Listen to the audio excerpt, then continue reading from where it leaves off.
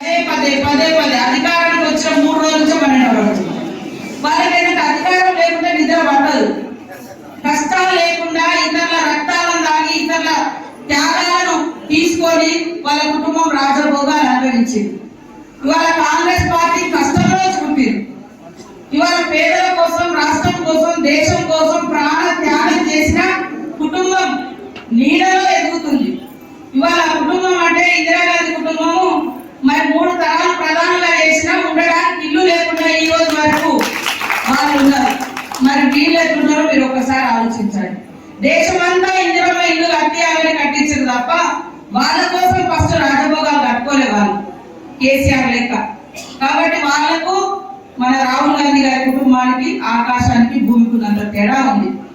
వాళ్ళు మాట్లాడతారు తరిమి కొడతాం గిరిమి కొడతామని. అయ్యా నాయన ఇక్కడ ఒక దిక్కు దళితులకు గిరిజనులకు రైతు పడుతుంది. ఈడ పంటలు పండించడం కోసం కష్టపడితే రైతు బంధు పడలేని పరిస్థితి. లక్షలాది కోట్లాది రూపాయలు కొంతమంది చేతిలో పోయింది. పైనుంచి రైతు బంధు ఇస్తలేదు, రైతుకు ఇస్తున్నాం తప్పకుండా ఇస్తాం. అక్కడ పరిస్థితి చూస్తే జీతాలు ఇవ్వలేని పరిస్థితి ఉంది. కనీసం ఆ జీతాలైనా 5వ తారీఖు లోపు వేయాలి అని ఉద్యోగుల యొక్క కష్టాలు తెలిసినటువంటి మరి సీఎం గారు అక్కడ ఉండి 5వ తారీఖు లోపు జీతాలు వేసే ప్రయత్నం చేస్తున్నాం. ఇట్లా మనం ఏం తీసుకోలే, ఏం దోచుకోలే. మన ప్రభుత్వం పోయేటప్పుడు, కాంగ్రెస్ ప్రభుత్వం దిగిపోయేటప్పుడు కేవలం 70 సంవత్సరాల 60 సంవత్సరాల పాలనలో 60,000 కోట్లు అప్పు ఉంటే మరి 10 ఏళ్ల పాలనలో 6.5 నుంచి 7 లక్షల కోట్లు అప్పు చేసింది. అప్పులు ఇచ్చిపోయారు అంతే తప్ప ఆదాయం ఇవ్వలే. మనం దిగిపోయేటప్పుడు 16,000 కోట్ల రూపాయల మిగులు బడ్జెట్ డబ్బులని ప్రభుత్వం ఖజానాలో ఉంచిపోయాను అప్పుడు ఆ రోజు. ఇప్పుడు మళ్ళీ బస్సులు, కొత్త బస్సులు ఇవ్వడం జరిగింది. మరి సిట్టింగ్ అండ్ స్లీపింగ్, కూర్చొని ప్రయాణం చేయొచ్చు, పడుకొని ప్రయాణం చేయొచ్చు.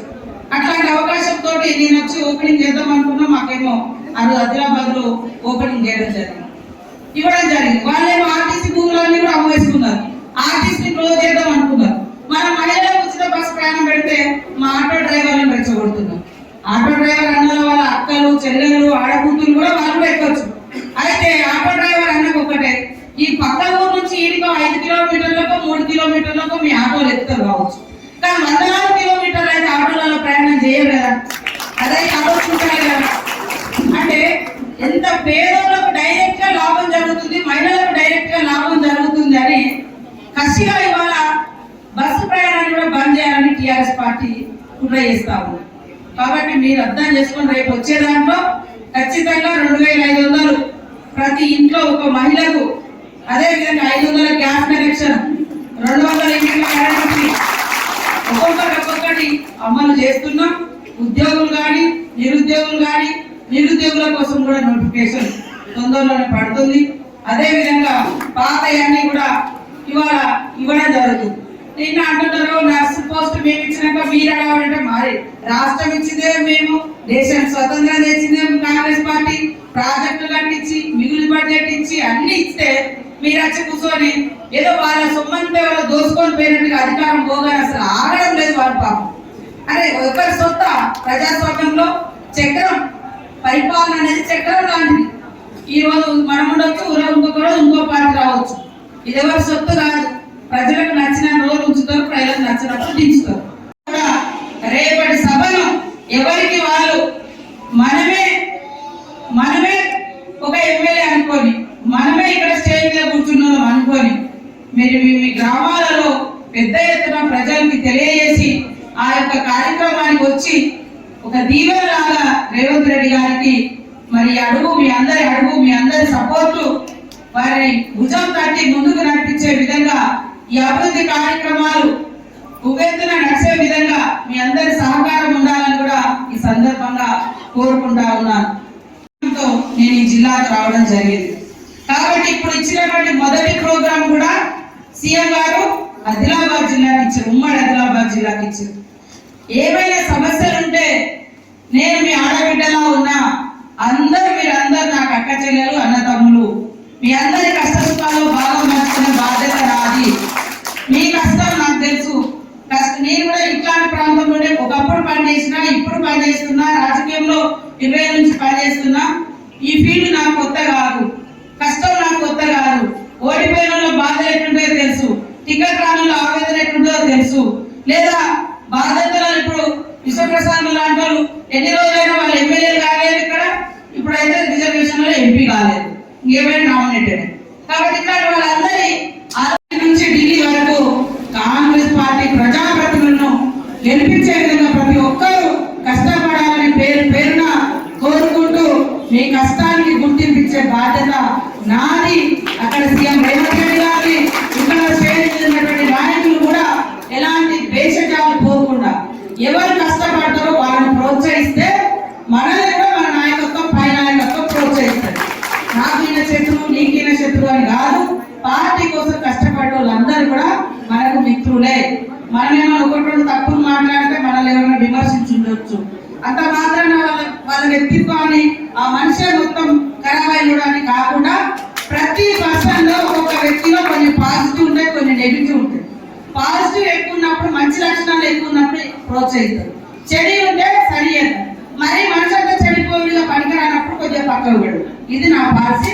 మీరు అందరూ కూడా దయచేసి కష్టపడండి. ఎల్లుండి మీటింగ్ కు అశేషంగా తరలి రావాలని మరి మా ఎమ్మెల్యే, నా పక్కా నియోజకవర్గ ఎమ్మెల్యే గంట సత్యనారాయణరావు గారు భూపాలపల్లి వారు ఇక్కడ ఇన్ఛార్జ్ గా వస్తారు. ఇవాళ నైట్ వస్తారు. రేపు కూడా అన్ని గ్రామాలలో తిరిగి మరి మీ యొక్క ఏ ఊళ్ళో ఎంతమంది వస్తున్నారు అంటే వెహికల్ ఏం పెట్టుకున్నారు అవన్నీ కూడా వారు కూడా సమీక్షిస్తారని మీకు తెలియజేస్తూ అందరికీ నమస్కారాలు తెలియజేస్తూ జై కాంగ్రెస్. కట్టేది 100 రోజుల పని, ఒక రైతు వేదిక కట్టేది 100 రోజుల పని, సీసీ రోడ్ వేసేది 100 రోజుల పని, శ్మశాన వాటిక కూడా 100 రోజుల పని. అది ఎట్లా వచ్చింది? 2006లో సోనియమ్మ పేదలకు పని లేదు, మనలాంటి జిల్లాలలో ఇబ్బంది పడుతున్నారని ప్రతి సంవత్సరం 100 రోజుల పని కల్పించాలని ఒక చట్టం తేవడం జరిగింది. ఆ చట్టం ప్రకారమే ప్రతి సంవత్సరం ప్రతి ఊరికి, ప్రతి మండలానికి, ప్రతి జిల్లాకు నిధులు వస్తున్నాయి. అట్లనే మొన్న ఇక్కడికి నిధులు వచ్చినాయి. ఆ నిధులు ఈ రోజు గ్రామాలకు వస్తున్నాయి. అంటే కాంగ్రెస్ ఉన్నప్పుడు ఒక భూమి మీద హక్కు చట్టం, ఒక గ్రామాలలో అభివృద్ధి చట్టాలు, పేదలకు పని కల్పించే, పని లేకుంటే ఎక్కడికో హైదరాబాద్ లేదా అవతల రాష్ట్రాలకు పోకుండా పని కల్పించే చట్టం, మరి అదే విధంగా ప్రశ్నించడం కోసం కూడా సమాచార హక్కు చట్టం, ఆహార భద్రతా చట్టం, విద్యా హక్కు చట్టం, ఇట్లా అనేక గొప్ప గొప్ప చట్టాలు తీసుకొచ్చింది కాంగ్రెస్ ప్రభుత్వం. మరి ఈ రోజు ఏమన్నా అక్కడ బీజేపీ కానీ ఇక్కడ బీఆర్ఎస్.